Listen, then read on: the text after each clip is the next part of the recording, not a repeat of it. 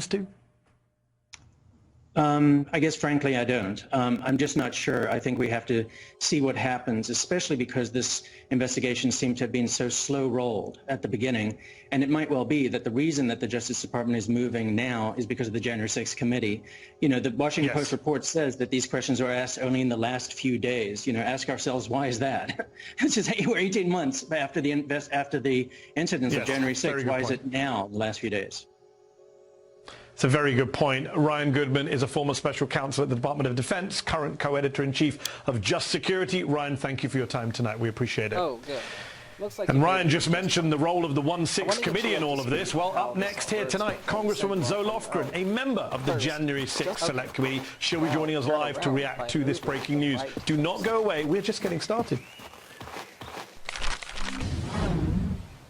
We are back and continuing to follow tonight's breaking news. The Washington Post reports tonight that the Department of Justice is investigating former President Donald Trump's actions in the lead up to January 6th as part of a criminal investigation. The Post cites two people familiar with the situation who say the investigation is moving on two tracks.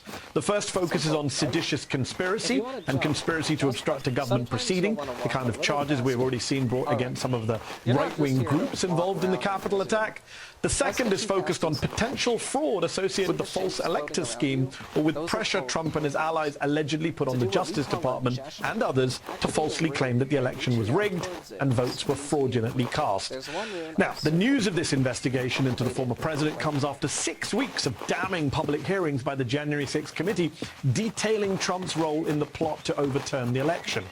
Joining us now is California Congresswoman and member of the January 6th committee, Zoe Lofgren. Congresswoman, thank you for joining us tonight. First off, of course, I have to get your reaction to this Washington Post story that the Justice Department is investigating former President Trump's actions as part of its January 6th criminal probe. Well, I was as surprised as I think you were. Obviously, the Department of Justice doesn't report into the January 6th committee, and all we know at this point is what we read in the Post article. However, it's very clear from the evidence that we have presented that the former president bears responsibility.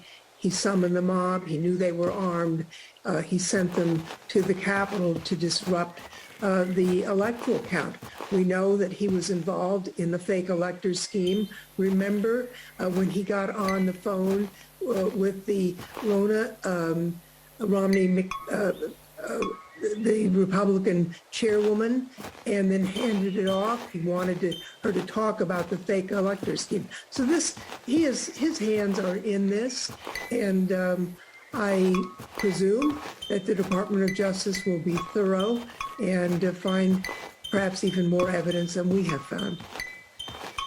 So some are suggesting, including my guest in the previous segment, Ryan Goodman, that your committee has helped kind of push the DOJ in this direction, that there's been action because of the hearings. The Washington Post reports, though, that DOJ investigators received phone records of key officials and aides in the administration, including Mark Meadows, in April, which is before the January 6th public hearing started. What do you make of this development? What role do you think your committee's had in this investigation so far? Well, it's impossible to know.